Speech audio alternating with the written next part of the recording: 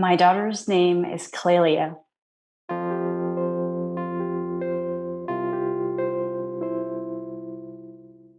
And she was already sucking her thumb on one of her early ultrasounds. Welcome to Still a Part of Us, a place where moms and dads share the story of their child who was stillborn or who died in infancy. I'm Winter. And I'm Lee. We are grateful you joined us today. Please note that this is a story of loss and has triggers. Thanks to our lost parents who are willing to be vulnerable and share their children with us. If you're listening to this podcast, just know that on our YouTube channel there are pictures and videos that are related to the stories that are being shared. Subscribe and share it with a friend that might need it, and tell them to subscribe. Why? Because people need to know that even though our babies are no longer with us, they're still a part of us.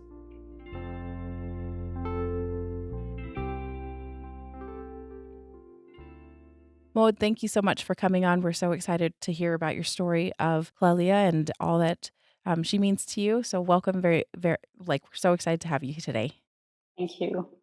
So as we are jumping into this, tell me a little bit about yourself, who you are and where you're located, and kind of like what your family looks like. Sure. So my name is Maud. I'm married to a wonderful husband whose name is Alex. I'm half Swiss, half American. Alex is French, and we live in Switzerland. And we have two boys, actually. So Elijah, who is 5, and Joachim, who is 2.5.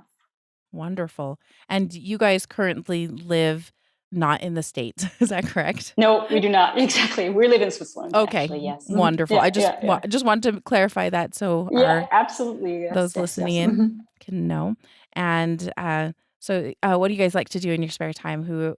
What does your day-to-day look like for you?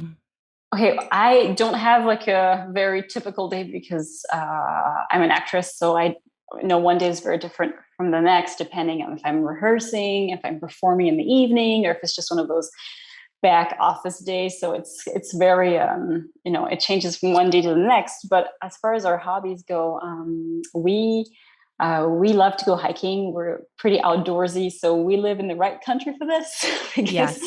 We're literally, we live a 7-minute walk from the lake. So we're oftentimes, having picnics by the lake. And personally, my one of my hobbies is singing. I love singing. I'm starting to learn the guitar. Alex and I are in the choir. So music, I would say, is definitely one of my hobbies as well. That sounds so fun. I was like, oh, yes, you are in the right country for hiking. Yeah. Yes, we are. Sounds like lovely. Yeah. I could just picture it. Yeah. It's pretty neat. Yeah. And at the time, just kind of as a little bit of orientation, at the time of this recording, when was Clelia born? So she was born on July 10th, 2021. So that's about 8 months ago at the time of this recording. At the time of this recording. And when you have 2 other little boys there, was that, were you guys planning on expanding your family? Was that something that you were hoping for, or was it a little bit of a surprise? I would say it was neither fully a surprise nor neither fully planned, nor, it was just one of those things that, we were like, oh, okay, but like we're naive either, it's like, oh my gosh, we're not expecting this, but it's just, neither surprise nor, oh, this was fully planned. It was kind of this ooh thing. There was a lot of things going on for us at the time. So before, like around her conception, I had a very few like super demanding weeks of rehearsal with super extended schedules, and Joachim, our number 2, was not sleeping very well at night. So it was just, I was very tired from all that. And we just bought an apartment. So we were doing renovation work at the same time in the apartments. And so all this was going on, and we're preparing for the move. And I was like, oh, I am so exhausted. I was just feeling super exhausted, but I wasn't thinking about that. And after a while, I actually checked I have like an app to record my cycles. And I was like, oh, I'm 40 days into my cycle. That's pretty interesting. So I took a pregnancy test, and sure enough, it was positive. So it was just in this kind of crazy context. And yeah, that's kind of what happens, right? When it rains, it pours, or yeah, exactly. It was like, and that's kind of, I remember telling Alex, he was like, oh, okay. And we were just kind of like, okay, like, let's everything just felt very crazy, but we were definitely happy about this news, even if it felt super crazy and oh my gosh, how are we gonna, handle this extra thing? Yeah. But it was still very happy news for us. Yeah. Oh, good. Oh, good. And Yeah. I guess, I mean, you have your two boys, and did it feel like it was something that you're like, okay, we can do this. We can have a family of 5 instead of a family of 4. Was that something Yeah. that you're like, yeah, we can do this?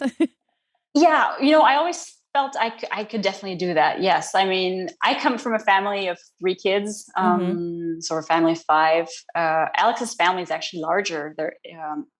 It's a family of 7, Oh. 5 kids. So Mhm. yeah, so Alex felt totally ready for this. I was more like, okay, like, ooh, they're going to be pretty close. I was thinking she's going to be close to Joachim in age. So I was like, I don't know what that's going to look like, but we'll just see. We're just ready for the adventure, basically. Oh, that's so fun. Like, just, we're ready. Let's do this. Yeah, exactly. Yeah. Well, wonderful. So you sounded like you were quite tired though in that first Oh yeah. trimester, pretty typical. How did your pregnancy go at the beginning and throughout? Well, actually, it was a very trying first trimester, in the sense that it first started out. So I was super tired with what I said before, the work, and then the move, and everything was like, oh my gosh, this is super tiring. But then there were a few weeks of being okay. But Mm. then both our kids actually got very sick, Oh, and we did not know what was going on. They basically had the equivalent of a stomach flu for 5 weeks. Like, I'm not oh, joking. Like, it was like a stomach flu for 5 weeks. So it was horrible. Obviously, they were sick, and we brought them to the doctors. I cannot count how many times we brought them to the doctors on an emergency base, oh, and they were go. seen by 3 different doctors, 3 pediatricians, 1 allergy doctor as well. Sorry, this all happened in French, so sometimes my tongue will twist because I'm thinking of the French words. So please, Yes, no, correct me you're doing great. if I'm saying something that doesn't sound right. So please do correct me. So they were seen by many doctors, and many different tests were done. They tested their blood and everything in samples, and they were just looking for viruses, bacteria, Yeah, and parasites, anything. and they were not finding anything. And Joachim was actually like super close to being hospitalized because he was losing so much weight. Oh my goodness. Yes, this was just, it was, and I mean, I was in my first trimester, so I was already, how you are, you're already super tired, like on a normal day with everything going well. So I mean, Yeah. this was just like, this was hard, hard, hard. And I got sick too at one point, a little bit as well. So it was just 5 weeks of very difficult and trying times. And in the end, they just healed, and we never knew. Well, we did not, we never, but we didn't know at the time what was going on. So we were just like, okay, well, and my pediatrician said, well, sometimes we just have to admit that we don't know what happened. Yeah. Thankfully, they're out of it, but we still have no clue what happened. Yeah, isn't that And that was the end of frustrating? that. Just not Sorry, kno was that? Isn't that frustrating not knowing what has happened exactly? And you're like, Yeah, "That was well, 5 and we're weeks of just like, craziness." yeah, and we asked for advice here and there, and no one knew. It just felt very atypical to everybody we were asking. So, Oh. And so yeah, so you and your Alex were not sick at all. It was just the 2 boys. I did get sick at one point, Oh, or okay. maybe Yes, at that's 2 right. points. It's kind of it's a really confused 5 weeks for me, just because of being so sleep deprived, and Mhm. just everything, just having my kids. My boys were basically in my arm all the time, like in my arms all the time, just trying to, because they were in pain. They had Mhm. like stomach aches, and all the GI tract issues. It was trying for sure. Yeah. Yeah, that's terrible. I'm so sorry. Oh So yeah, that was the 5 weeks first trimester. How did the yeah. rest of the pregnancy go? Well, so I went, I think it was for the 16-week ultrasound, I want to Mhm. say. So a few weeks after that episode, I went into my doctor's office, and I was like, this is the first time in any of my pregnancies where I just really need you to reassure me with this ultrasound, because I said, because of everything that happened, I feel scared for my baby just because, instead of gaining weight, I actually had lost weight because of this craziness. So I was like, I just need you to reassure me. And she was like, okay. So she's like, nope, your baby's perfectly fine. You can be super reassured. And so I was like, okay. So I felt very reassured with that. And was she what she was good weight? She was looking really good. Like nothing everything was fine. Like, okay. And all the testing was fine. They started doing some genetic testing for Down syndrome and stuff like that. And everything was, not pointing towards that direction. So everything was just, looking good. Everything looked good at that ultrasound. So that was very reassuring to me. And I just kind of, I just left my worries in the past and just moved on and had a few weeks of actually good pregnancy time, not being super tired, not having my kids super sick. Yeah. I even I shot a short film at the time too. That was a pretty demanding role and everything went well. So it was kind of this remission phase where everything just felt like, things were coming back to normal a little bit and things were going well. Yeah. So actually when we showed up for the anatomy scan, Alex and we didn't think, I was absolutely not thinking anything would be ever wrong for that appointment because all that worrying was totally behind me. And so we were just, planning to go to the anatomy scan. We're just thinking, oh, we're not going to ask what gender it is this time. We're just going with this very light spirit of, we're not going to ask. We're just going to keep a surprise for the birth. And, and I had already, I was going to my gynecologist's office for all the scans and stuff, but I had already contacted the birthing house I was going to give birth at for Clelia originally. Which was the same one as for Joachim, so very good experience. And we were getting ready for this. I was getting mentally ready for this, doing some birth preparation stuff and all that. So we both went to that appointment, just very lighthearted and hopeful. I remember during this. What was that? I was going to say, sounded really hopeful, very excited about it. Yeah. And this was around 20 weeks, right? Probably. Yeah, exactly. Okay. 20 weeks exactly. And so, so we went in her office, she did the scan and we did not notice anything like different or strange about her behavior. I mean, we're pretty busy, just making jokes and, looking at our baby on the screen and, trying to, see, okay, what's this? Maybe is this the finger? It's always those scans are always hard to, I think, in my opinion, it's hard to decipher what's what, it's like, is this the leg? No, wait. So we were just kind of playing that game and, we had not noticed anything was wrong, but so at the end of when she was done doing the scan, she said, she did say, what were her words? Yeah. She said, there's something I have to talk to you about because to me, it's not normal. And she said it. And so as soon as she said that, there's this whole thing of, like, you want to close up to the information coming, I definitely felt, something's bad is coming, and there's just something like you want to, I don't know how to say this, you want to close your shell almost, there's something like, just something like, I want to remove myself from the situation a little bit because, and I was thinking to myself, please tell me it's not the heart and not the brain, not the heart and not the brain. And she said, here, I'm going to show you the brain of your baby. There's water there. She said, do you see this black spot where in one of the hemisphere of the brain, there's a black spot, and that's an indication that there's fluid, and there really should not be any fluid there.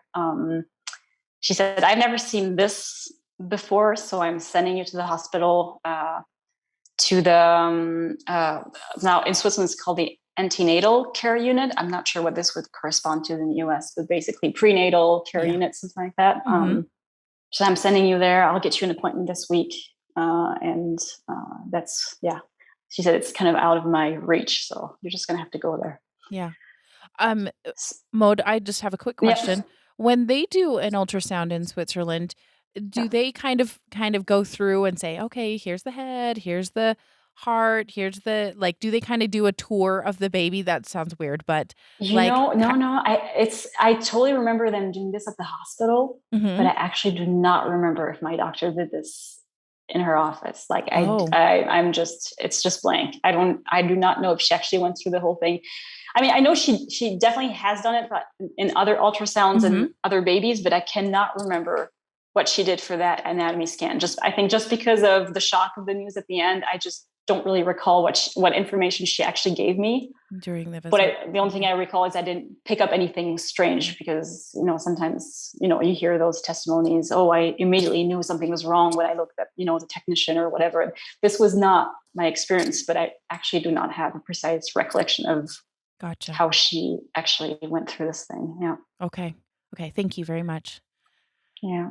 So then you headed to the hospital. You had another appointment, not the same day, it sounds like. No, 2 days later, which was obviously the longest 2 days. I was going to ask, I was like, how are you guys feeling about that? Did you start Googling things on the internet?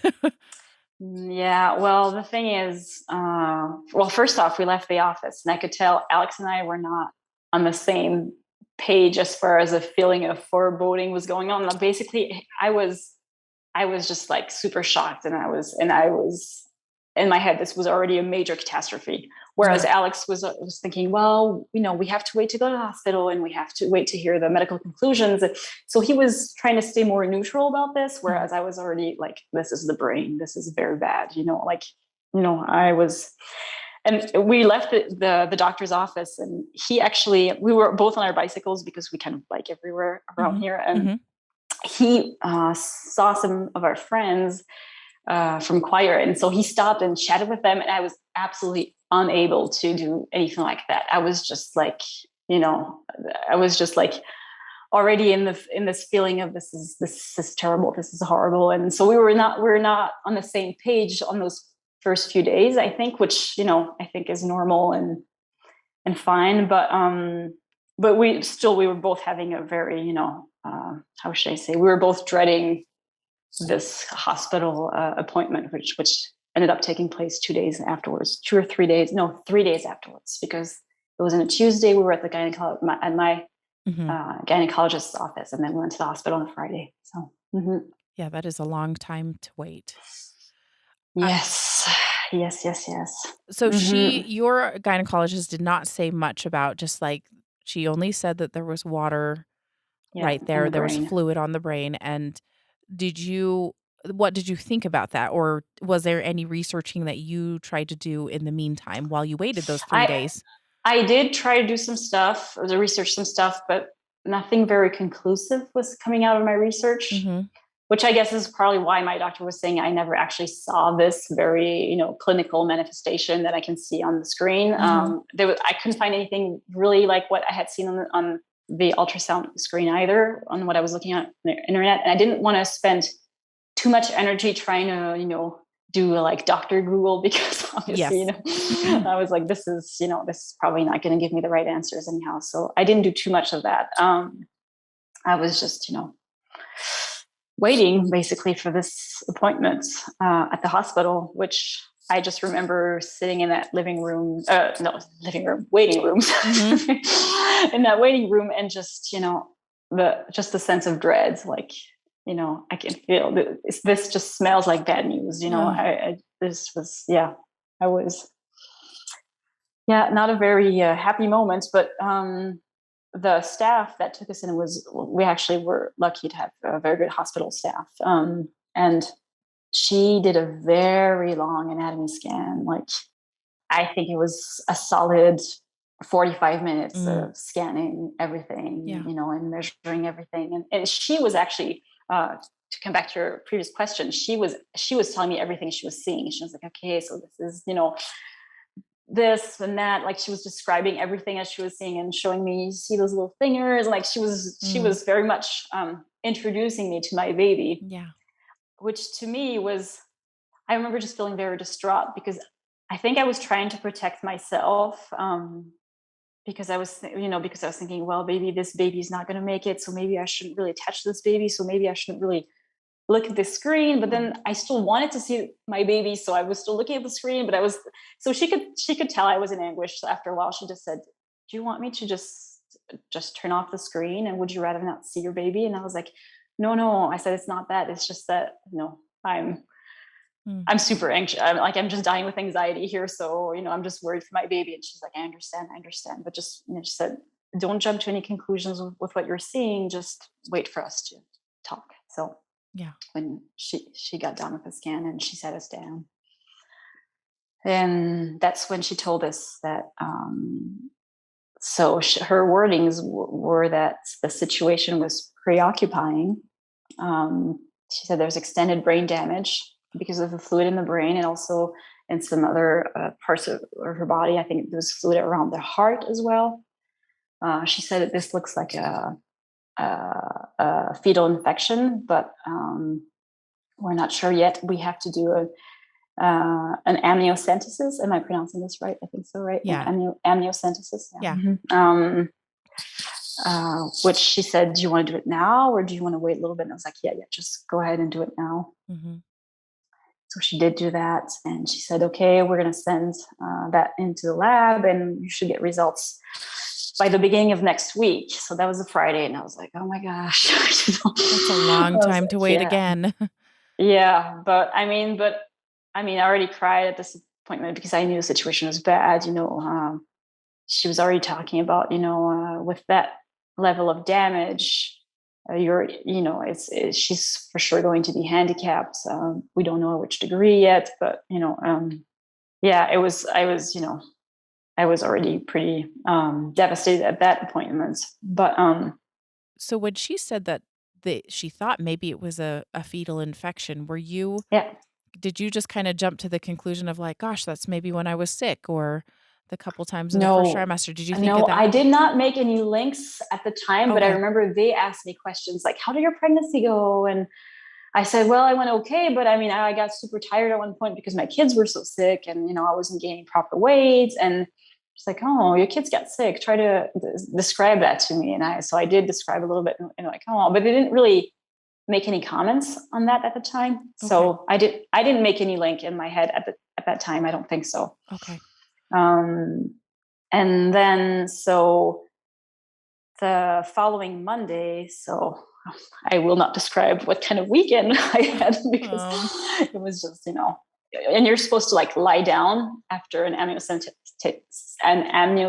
Like you can't really walk around and do much because, there's this 1% risk of having a miscarriage. So you really have to, basically lie down and do nothing, which when you're brewing on, anxious thoughts is not the most not a great helpful place. thing to do. And just as a so people know, because we actually haven't talked too much about an amniocentesis or amniocentesis, but that's like they're basically drawing a sample of your amniotic fluid, but they need to get it basically through your through a very long needle. They go through your uterus lining with this big needle, which you're encouraged not to look at. Yes. So I didn't do that, and actually my husband was also encouraged not to look at it. She's like, why don't you just look somewhere else? He's like, okay. So we both looked at the wall behind us, just try not to look at it. But yeah, it is painful. I remember reading on internet, because I was researching afterwards what I could do and not do after getting that procedure. And I remember someone describing, this is not a painful procedure. And I was like, yes, it is. You're sticking a needle through the uterus. Like whoever, I was like, this is definitely a man who wrote this, to have such an idea. Yeah. Yeah. So. Okay. So you were kind of laying low because you had to over the weekend, kind of really worried about it. And then you did get your results on the Monday. Is that correct? Yes, I think so. It was either Monday or Tuesday. Okay. I got a call from that doctor, the hospital doctor, and she says we got the results from the lab, and the results came back positive to toxoplasmosis. Oh. And she said, and there's a high degree of infection actually in the placenta from the samples that we collected. So, so she told me that, and I was like, oh. And she said, the genetic, because they also did some genetic testing in parallel, just so that they wouldn't have to do the amniocentesis twice. That was basically their thought. So they did both those testing in parallel, and so that's fine. Everything's fine for the genetic, but she said, but that's now that we know it's toxoplasmosis, what do you want to do now? And I was like, what do you mean? What do I want to do now? And she's like, well, have you and your husband spoken if you want to carry on with the pregnancy or stop it? And I was just like, oh, and it just really hit me hard. Like, oh, that's what we're talking about now. Like, I don't know. I think until this point, I was not really, envisioning what this implied. So I was just like, I'm like, okay. And I said, well, we would like to have an appointment with, doctors that can give us answers as to, what type of baby we'll have, how handicapped she will be and all that stuff, and she said, she asked, she offered, she said, do you want to meet with a infection specialist doctor? And we said yes. So she said, okay, so come tomorrow to the hospital. And we did. We came, and actually when we got there were like 4 doctors waiting for us. Yes. And, when you step into a room and there are 4 doctors waiting for you, that's not going to be very good, which it wasn't. They had, all 4 doctors actually had, so there was the infection doctor, her colleague who was also an infection doctor, and then a doctor that was, I think, the head of the antenatal unit, and then the gynecologist that had welcomed me for the first hospital anatomy scan. And they basically said, we looked at your ultrasounds again, and we even saw that there was necrosis in the brain. So your baby, and then, so we interrupted them and we said, okay, can we just know what the gender is? Because now that you did the genetic testing, can you actually tell us? Because we, obviously our plans had changed as far as that went, because we didn't know how we were going to be able to, meet her, and we didn't know if we were going to get to meet her. So we just thought, can you please tell us? And they told us it was a girl, and both of us just cried on the spot because we were very much rejoiced at the idea of having a little baby girl.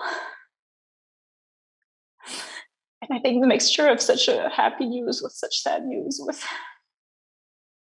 was challenging.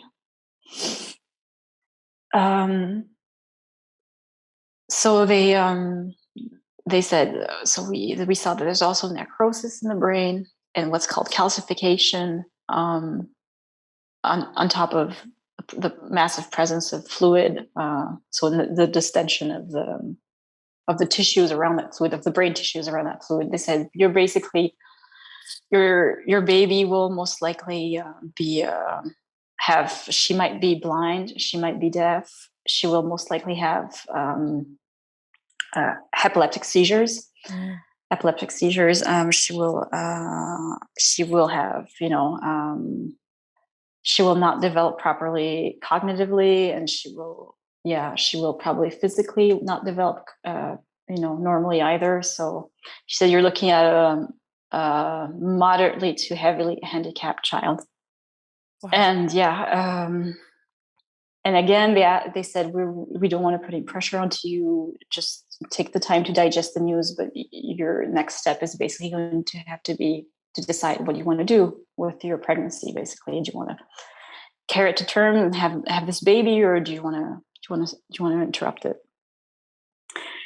And we were just we were just like we need more answers. We want to know more about this type of baby, what was she really going to look like? Because they gave us kind of this prognosis of those multiple handicaps that she would have, but they couldn't really tell the severity of it all. And we asked, well, is there do you know of any babies that was born with, with having had a first trimester toxoplasmosis? And they said, no. There was neither of those 4 doctors, there was not one of those 4 doctors that had any experience of that.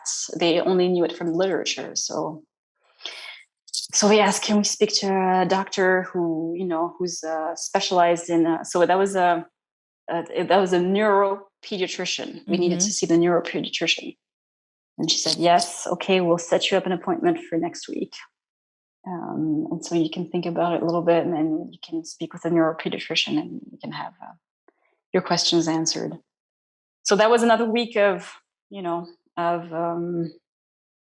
just not sleeping at all at night, and just trying to weigh things in our head. And we were just like, we were trying to look at what type of help we could get with a handicapped child, starting to look at what institutions were around us, and trying to get testimonies from families who had a severely handicapped child. And we're just, but to me, this just felt like this was just such a no choice situation, because I was like, how am I gonna do with my two little boys and a severely handicapped girl? Like, how am I going to be able to give to each of my child what they need? This just felt like. But on the other hand, I was like, I could not picture how the heck I was going to, give birth to my baby, to watch my baby die. I was like, how am I going to do this as a mom? Not even considering, ethical questions of what you think about, interrupting pregnancy or not. Just how, as a mom, am I going to do this? So this felt like it was like a no choice situation whatsoever. And it was just, super difficult for us to, have any idea, what are we going to do? So, you kept turning the question in your head for hours, but there's just nothing that pops out as this feels like it would be the right choice. It was just, it felt like just a nightmare, to kind of have two go just through awful choices, Mm-hmm. Yeah. like That's really how it felt. hard choices. And can I ask one question? Yeah. One of the doctors had mentioned, or you had mentioned, that they said a first trimester toxoplasmosis. So they did kind of identify that maybe that infection that you had, or your sickness in the first trimester. Oh yeah, I forgot to say that. Absolutely. Yes. Actually, yes, they did say, the infection doctor, she said, well, it's very likely that this is what your boys had. Oh. It is so very rare that it's not surprising that your pediatrician did not test for it, because she didn't. I checked with her afterwards. She said, I remember the allergy doctor was thinking, this really looks like a parasite. This really looks like a parasite. But we did check for a bunch of parasites, and we didn't check that one. So we didn't find anything. Yeah. But she did say she said it really just matches the dates, just very much match. But she said she said the only way to make sure would have to draw blood from them and check in their bloods, which we didn't do in the end, because we hesitated to do that afterwards, just to be sure. Mm-hmm. But it's not fun to draw blood from your kids. Nope. And they'd already been through enough, and I was like, and that's not going to change anything. It's not going to bring her back, and it's not going to give us an explanation, because we have no clue how they ever got infected, and how it's not clear if I got infected at the same time as they did, or if I got infected from them, just because I was so much in their fluids all the time, because they were sick. Yeah. But yeah, that's she said it's very likely that this is what happened. So. Oh shoot. And it's such a very rare occurrence. Like, it's just toxoplasmosis is so extremely rare. We hear about it because it's dangerous for the fetus, obviously, but it's like, it's so very rare. And when you get it, there's basically, apparently is a time frame, which is between, I think, week 11 and week 18 or something like that, where it's really bad for the fetus. And that's exactly when I got it. So, it's just, I could have gotten my whole life, I'm 34. I could have gotten at any point in life, and I got it right then. Exactly when it's dangerous for my baby in a several week time frame. So it's just sheer bad luck, basically. Yeah. Wow. So, that is heavy news, and that would be just horrible to hear. Yeah. So you had to wait again to talk to the pediatric neurologist, right? And then were you finally able to get into them? Well, I should mention that in the meantime, so during our long week of anguish, we contacted. We were in close contact with the midwife. She's actually the midwife who helped us do haptonomy. I don't know if you know what haptonomy is, but it's basically trying to communicate with your baby. It's especially geared towards the dads, like communicating with your baby through the, like when they're in utero. So basically playing games with your hand, and the baby starts responding to the games. It's really a great method to, build a relationship between the dad and the baby when the baby is still in the womb. But so we had done that with her for Elijah and Joachim. So we knew her very well, and we knew that she was specialized in, perinatal grieving processes. And well, we thought we better call her because she's specialized in that. So, we called her, and she came to our house that Saturday. That was in between the last appointment we had with the 4 doctors and the appointment we're supposed to have with the neuropediatrician. And she just encouraged us, and especially Alex.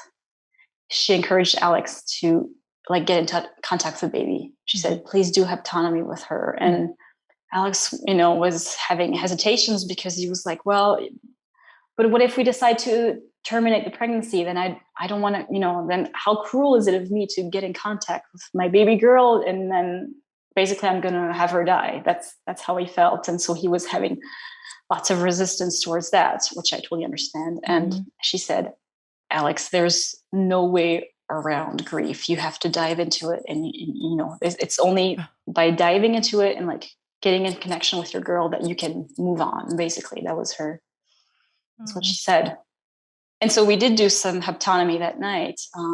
So Alex, played the little games that, trying to do little, he would call her just by moving his hand on my belly. And it took her a long time to respond. She was getting weaker and weaker at the time. I mean, every day she was moving less and less and less, and the doctor had said it's normal because she's very severely sick. So, it's normal that she's not moving much, because it's like you when you're bedridden with a very high fever, that you don't move much either. That's kind of what it is.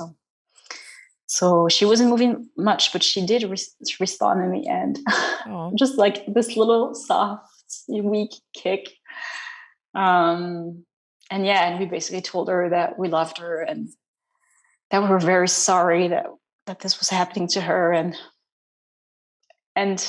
actually I told Alex that day, I said, you know what, I think her name is Clelia. And he was like, what? Because it's not one of the names we had, shortlisted or anything. So he was like, I said, yeah, I just have the situation and in me that her name is Clelia. And he's like, okay, I'll think about it. Then when we did do that haptonomy in the evening and he got in contact with her, he said, Clelia, we love you. You're our daughter. So he gave her name, and that was Saturday evening. And that was the last time I felt her move. We went to her appointments that Tuesday, and the doctor said, okay, I'm just going to start doing the scan. First, I'm going to do the ultrasound, and I'm going to do all, different organs. And when we get to the brain, I'll call the doctor in. He'll come in and he can then explain to you what you see and what this implies and all that. So that's fine. We can do that. So she turned on the ultrasound and just, she just looked at my, with the ultrasound at my belly for, 3 seconds. And then she turned off the machine and turned to me. And she said, I'm sorry, I don't have very good news. And I immediately knew, and I said, is my baby dead? Oh. And she said, yes, I'm sorry.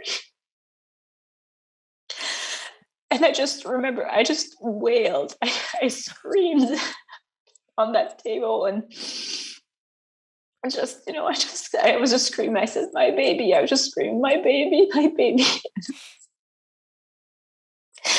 And I remember she put her hand on my leg because I was basically kind of losing it, and I remember her putting her hand very firmly on my leg to kind of hold me, and I just remember how this was, I thought this was a very helpful and appropriate way to help me just, because I felt like I was losing it, and she was just grounding with her hand, and this was quite a powerful moment.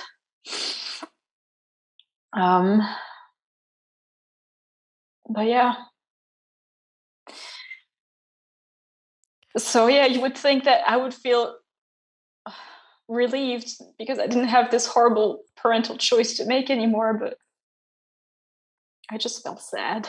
Yeah. I'm so sorry. Alex was with you, is that right? Yeah, he was. He was. I think at the time he was very focused on, trying to keep me, trying to be there for me, basically. At the time, I can't recall if he actually, cried or not at this appointment, but yeah, it was, yeah. So hard. Getting the news. Getting the news is the worst. Yeah. And they had told us actually that there was a possibility that she could die, but we didn't really envision it too much because they seemed to say it was more likely that she would be born, and she would be born with all her handicaps and all that. So we were not really, we knew this was a possibility, but I mean, in retrospect, I thought about it and I was like, it's true, I have not felt her move. I mean, her movements were diminishing day after day. I mean, she was moving less and less and less and less, so after a while, I just wasn't paying attention to her moves anymore, because just to feel this little weak, Yeah. this little weak movement is inside of you, and your baby is sick and you can't do anything about it. There's nothing you can do, the treatments for toxoplasmosis, I took it, but we know it's inefficient, I mean, apparently it's disputed in the medical world as to how efficient it is. And so, yeah. And it obviously didn't do anything. So, Yeah. Did your doctor come in and talk to you then? Because I can imagine you were thinking, oh, now what? Like, yeah, exactly. Now what? And I said, so what happens now? And she said, so you're going to have to give birth. And she said, it's nothing, it doesn't have to happen urgently. We don't have to do it today. You can plan, when it fits best your agenda this week. What we have to do is give you a pill 48 hours prior that will make your cervix mature, and then you can go into the hospital and start the laboring, the induction process for laboring. And yeah, so we were gonna ask to do it 2 days afterwards, but apparently there was already another couple that was going through some similar situation at the hospital. They had basically booked, quote unquote, the delivery room. They have one delivery room, especially for basically babies that are born still. oh, They said, we already have one situation, and we want to make sure we're staffed enough to welcome you in that hard situation. So we don't want to have too many mothers who are experiencing that at the same time. So they offered to do it the day after. okay. So we found out on Tuesday, and Saturday was the day that I went to the hospital for the birth. Now, Maud, did you tell your boys that, they obviously knew that you were expecting. Did you end up Yes. telling? We kept them in the loop. That was also her midwife was specialized in perinatal grief. She did tell us, tell your boys the truth. Tell them, obviously in words that are understandable for them, but tell them everything. Keep them in the loop. So we did. When after the appointment, I told them, Mommy's very worried because the baby is sick. And then when we found out she was dead, we went back home that evening and we said, boys, we're sorry to say that your little sister is dead, and that we explained that I was going to have to give birth to her at the hospital. And I remember Elijah had this little book of, it's called I'm expecting a baby. And there's all those situations of, here's what happens when mommy gives birth to twins, and here's what happens when mommy gives birth with a C-section, and here's what happens when mommy has to be induced. And there's all those different situations, but there's not the situation in his book where, the baby is born still. So he was trying to make sense of, what was happening. And he was just very disappointed. I remember he said in French, he said, "C'est dommage," which means, "Oh, what a shame." And then he said, and I told him it was going to be a girl, and he said, "Oh, I wanted to have a little sister so badly." Oh.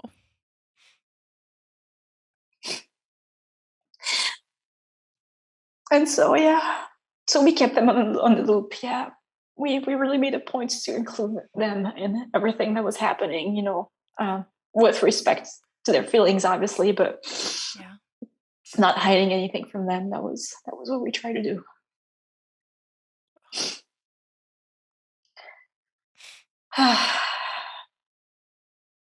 So Alex's brother and his wife came into town that weekend, and they took care of our kids when we went to the hospital, Alex and I, and we started this whole process. It was a very beautiful sunny day. You could see the sun through the window of the hospital room, and it actually happened pretty quickly because, I got hospitalized at 7, and Clelia was born at 7 a.m. and she was born at 5:50 p.m. Oh yeah, that is fast. Yeah, so that it went pretty fast. Did you make any preparations for kind of that time while you were waiting before the hospital? Did you guys prepare anything, or did you do anything special to kind of prepare for that, for the birth? I remember I called the mortuary chapel of the hospital because the midwife had told me that, if I was going to make funeral arrangements or a little ceremony or anything, that I was going to have to do it with them.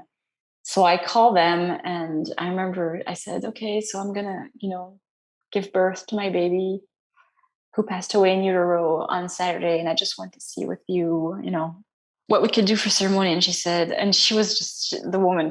That woman's incredible. On the phone, she was like, "There's all the time in the world. Give birth to your baby first, meet your baby, and then you can see what you want to do. We'll keep her at the chapel as long as you want, We know her. She was just amazing. She's like, "Just so you know, we take good care of our deceased babies here. They have basically the equivalent of a nursery. Like they put some little decorations for the baby, and they leave a little lamp for them, a little light in the evening when they leave. And I mean, it's just, and they put some nice little music. I mean, it's like they said she said we can't give them life back, but we can honor them. So that's what we do." So that's beautiful. Yeah. So she was basically saying, take your time, meet your baby, and then see what you want to do, if you want to have your family involved or not. She said, it's hard for you to know ahead of time what you're going to want to do on the spot. So just wait for things to happen, and then you're going to see what you want to do. So I was like, okay. So I just decided to follow her advice, and I didn't prepare anything else than that, really. So, yeah. And when you went to the hospital and you were induced, I know you got there around 7, and did you make what kind of choices did you make while you were there at the hospital, while you were laboring? Did you get any sort of pain control?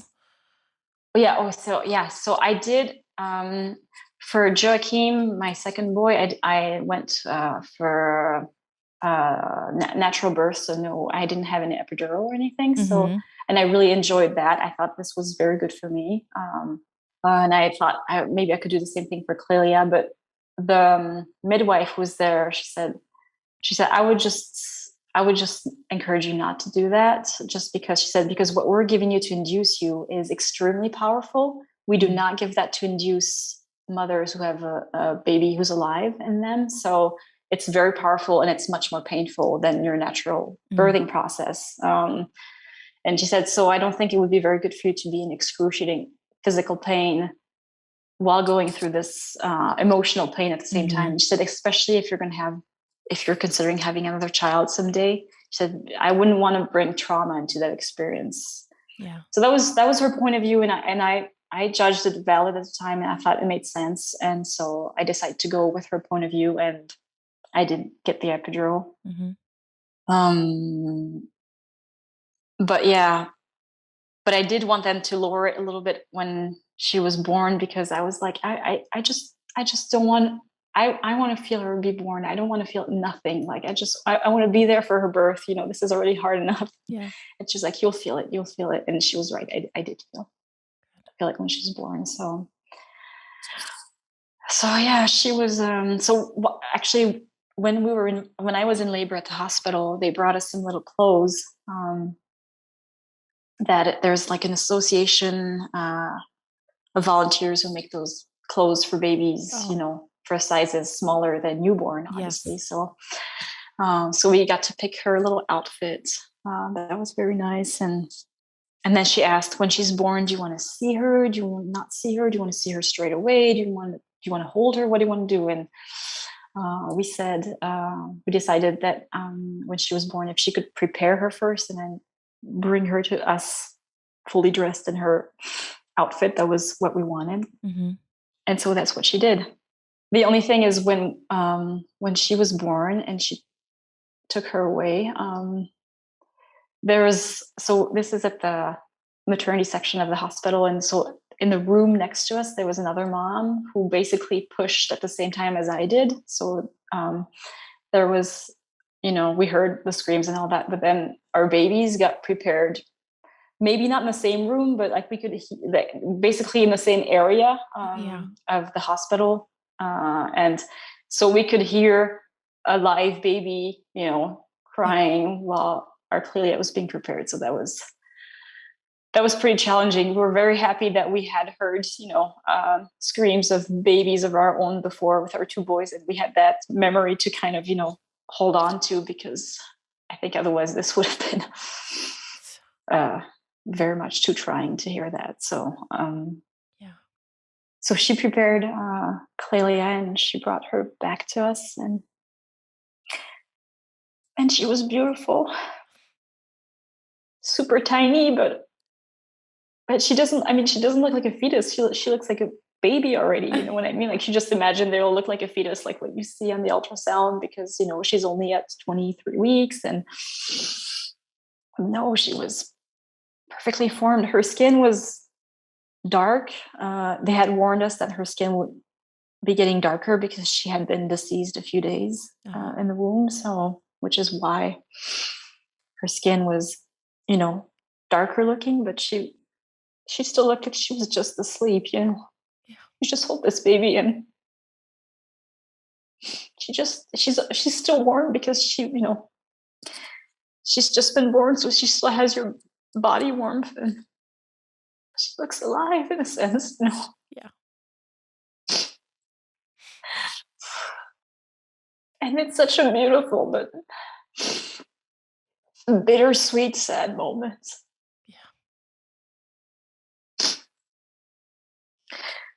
Hard for me to tell how much time we spent with her. I want to say perhaps half an hour, 45 minutes, an hour maybe.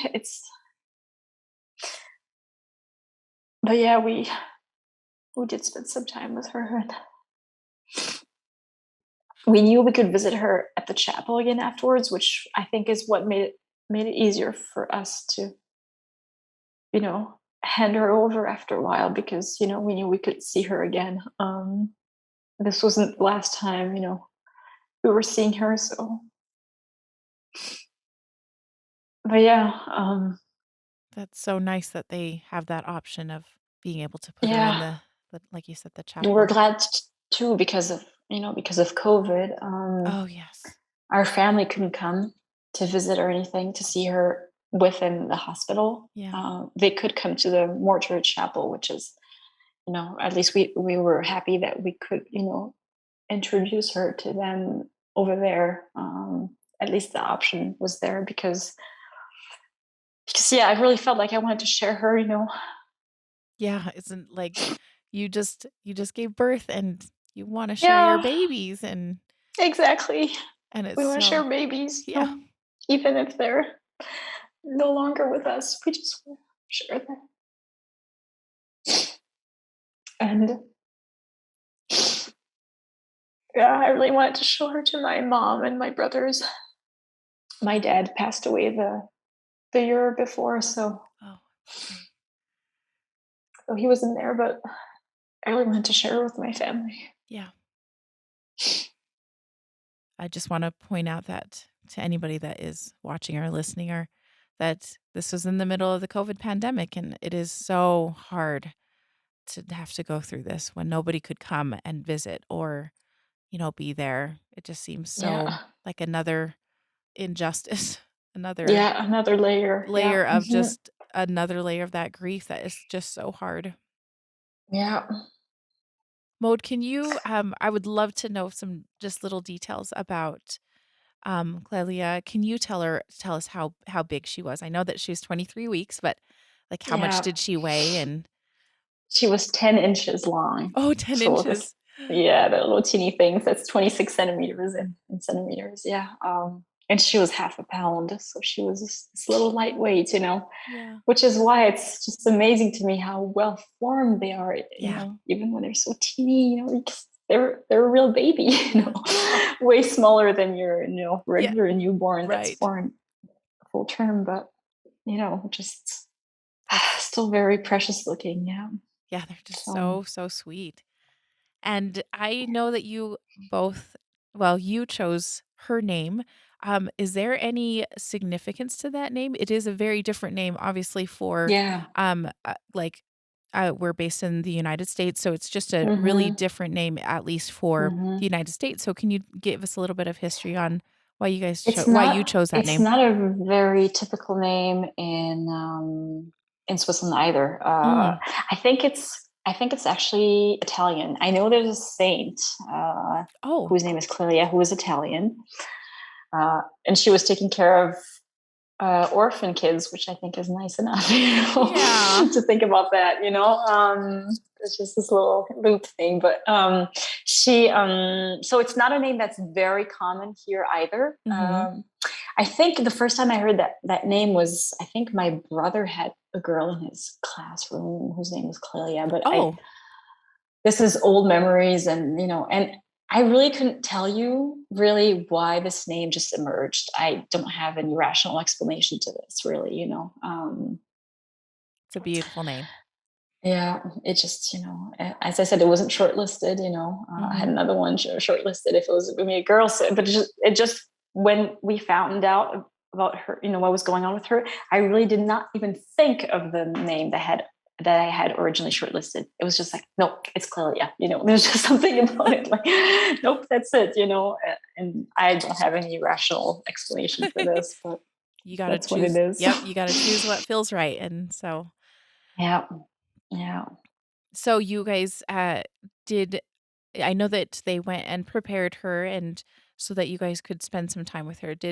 Um, did your husband was he able to did he feel comfortable holding her and, did you yeah. guys both hold We Clelia? yeah, we both held her. She was in one of those like little what are they? So some sort of cots, or Mm, just s kind of like a cuddle special cot or something that is kind kind of of, keeps her yeah, cold of that nature. cool. Yes, exactly. Okay. In that cuddle cot, and so we held her and spoke to her, and you know told her of the things we would have liked to do with her, and that's kind of how we spent our time with her. Just saying nice little words to her, and just looking at her with this, this is sad, but this is what it is, just kind of, admiring her and trying to accept the reality of what's going on. I think is kind of a mixture of those things. Yeah. that time afterward is such a blur. Sometimes you're just like, this Yeah. is can't be happening to me. Yeah. Yeah. Yeah.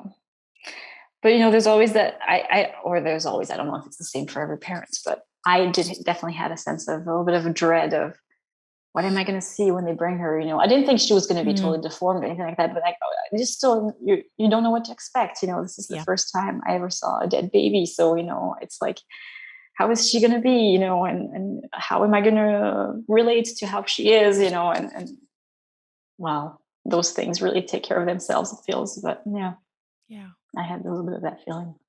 Yes, I think that's totally valid to have that. You don't ever want to say like, "Oh, I was dreading seeing my child," but yeah. How- But yeah, that's what it was. Yeah. Um Yeah, so you guys spent some time with her and then um they did take her so that they could go to the mortuary slash the mortuary chapel and kind of exactly. Yeah. take care of her Yeah. there. Um Yeah. What they call the chapel within the hospital. And so we went to see her there the next day with my family. oh good. It was, I think what shocked me from the first time I saw her to this time I saw her again at the chapel was the fact that rigor mortis had set in. Mm. So, she definitely looked more dead this time than the Oh, first time. And yeah.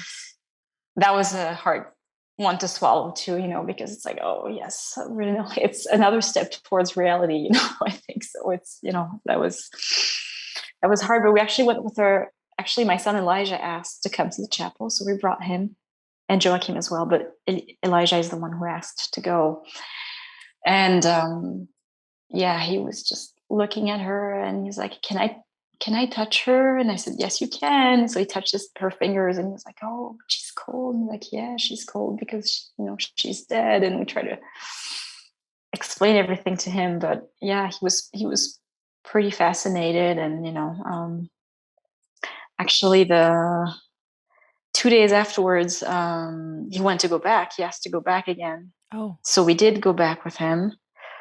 And that person I was telling you about, but basically the head of the mortuary Mhm. chapel at the hospital, she was phenomenal. Like she just, I told her, I was like, do you think I asked her because at that point we had, let me just take a quick step backwards. We had decided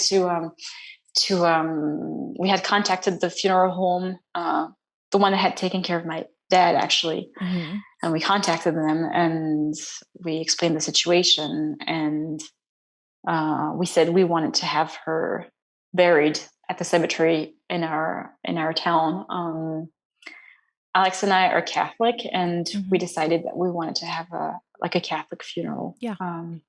for her. And actually, the guy from the funeral home he's. I mean, we knew it from when we buried my dad, but he's a super amazing man, and he really helped us through. He did all the paperwork for us, like contacting the church and cemetery and the hospital and getting papers from because Clelia is on our family record, Mhm. record book, and he got her on that. Like, he got all the papers towards, like, he did everything, Awesome. and he basically didn't charge us anything for doing all that Oh. because of our situation. He only charged what, like, the parish had asked him, the fees, to use the church and stuff like that. But like, he didn't. He just, it was, yeah. So it was just So kind. extremely kind and extremely helpful and very Yes. touching. So he said the hospital can actually provide a little wooden coffin for little babies, so Oh. you can use that and decorate it as you want. So we went to the chapel, and I asked the lady at the chapel if we could decorate it, and she brought a lot of things for the kids, for the boys Oh. to decorate with. So they drew on her coffin, on the casket, they drew like little, just, they drew her, and then they started, gluing some butterflies Oh. and some hearts. And this was just the most precious, lively, beautiful casket you never see, Yeah. with all those, kids drawing on it. And they were extreme. I could just tell they were just very proud to do something for their little sister, and it was just, I have it never was, heard I've never heard of decorating the little casket before. That is so sweet. That is Yeah, I would never have thought of it either, but she was just like, hey, I have decoration. And she says, the oh, boys do. And she really got them involved. And, she just had a way of speaking about death with them. That was just, I tell you, she was wonderful too. So it oh, was just, that makes me so happy yeah, that your boys were able to kind of do something for her too. And yeah, exactly. And actually, so we'd planned a funeral for that Friday. So that's just a little under a week after she was born. And so I asked the funeral home, I said, is it possible, in the sense of, is it even legal that I go get her at the chapel and I bring her to the church for the service? yeah. So, because I said, I said, maybe this is strange, but I really would like for us to do that, because I would like for us to, be together in the car as a family just once, Yeah. That's what we said. Absolutely, you can do that. I'll be there to assist you, but you can definitely do that. I'll be there. And so he met us there, and Winter, you can't imagine how beautiful this was. So we put her in her little casket. We closed it, and then my son Elisha was like, I want to carry it. Oh. And I was thinking, oh my gosh, but I was thinking I wasn't so much worried that he would drop it as much as I was thinking, well, the psychological weight of the meanings of this. I was just like, I don't know if it's a good idea, but he insisted so much. He's like, I want to carry her. I can do this. I want to carry her. So he's 5. He carried her casket. And so Joachim was behind, kind of looked, he looked, glanced to the left, glanced to the right. He stole a candle, one of those electric or battery lit candle, and he just started walking behind Elijah, who was carrying Oh my Clea's goodness. casket as we were exiting the chapel, and it was just such a sight. It was crazy. And I said, Joachim, come back. We have to give back the candle to the chapel. And the woman was like, no, you take that. That's totally fine. I'm very happy. He steals that from me. So, that we had a little bit of a procession going on to the car. It was amazing. It was just, I was. So we drove her to the church, and our friends actually came and sang beautiful songs. We had friends who played the guitar, the harp, and it just was amazing, beautiful, amazing service. And we proceeded into the church as a family, and we put her casket down, and then we had the celebration. And then at the end of I call this a celebration. I'm not sure it's technically a celebration. It's a service, but whatever. There was something very sad and very, I don't know, just maybe the boys, what they were doing just brought also a sense of almost joy to it, as strange as this all sounds, But yeah, so we actually walked from the church to the graveyard, which is probably like a 5-minute walk. It's not very far, but the guy from the funeral home had arranged with the police without telling us anything. He had arranged with the police that they would block the road for us. So we just, we had this procession of, we were carrying the casket, and just this tiny casket, and singing. We had a singing procession, actually, singing towards them. That's beautiful to imagine. I was probably just a beautiful day, despite the sadness. It was. And then I remember being at the graveyard, the burial site, and there was that famous first throw of earth that you have to do. You have to throw a little bit of earth on the casket, which we were all dreading to do. It's just this thing, you don't want to be the first one to do that for some reason, or that's how I felt it. I think we felt. And Joachim, my second, so my number 2 was like, he was 2, so he just went, grabbed the shovel, grabbed the earth, and just whammed, just threw that earth very loudly onto the casket that was in the big hole. And there was just something so like, oh, no one's going to do this. I'm just going to do this myself. Yeah. It's like, why is everybody And waiting? that extremely sad moment where we're all, crying our hearts out. There's also, joy and innocence thrown into it. So that was quite beautiful. Yeah. Thank goodness for our children, right? Like Mm-hmm. in all Yeah. aspects. What a beautiful service it sounds like. I think that, yeah, sounds like a really nice day despite how hard it was, I'm sure, for us, for you guys. Yeah. Maud, this was a beautiful story. I am so grateful that you were able to come tell us. Was there anything last that you would like to tell us about your sweet daughter? Yes, there is actually. So my son Elijah was in bed one night. That was probably a few weeks or months after the funeral. And so he was in bed and then he started crying. And I went to him. I said, "What's the matter?" And he said, "I don't want to die." And I Oh, was like, "Oh, sweetheart." Well, I was like, "Well, okay, but you can be reassured because of two things. First, you're most likely not going to die before a very, very, very, very, very, very long time. It's like thousands of minutes and hours. So, and I said, and secondly, I said, as Christians, we believe that there's a life after you die, which is called eternal life. And, so when you die, it's the end of your earthly life, but we believe there's another life that starts afterwards with God." And when he looked at me, he said, "Oh, so you mean Clelia is with God?" And I said, "Yes." And he's like, "Oh, that's great. Uh-oh, but wait, I hope God's gonna be okay." And I said, "Why?" "Well, because newborns, they cry a lot."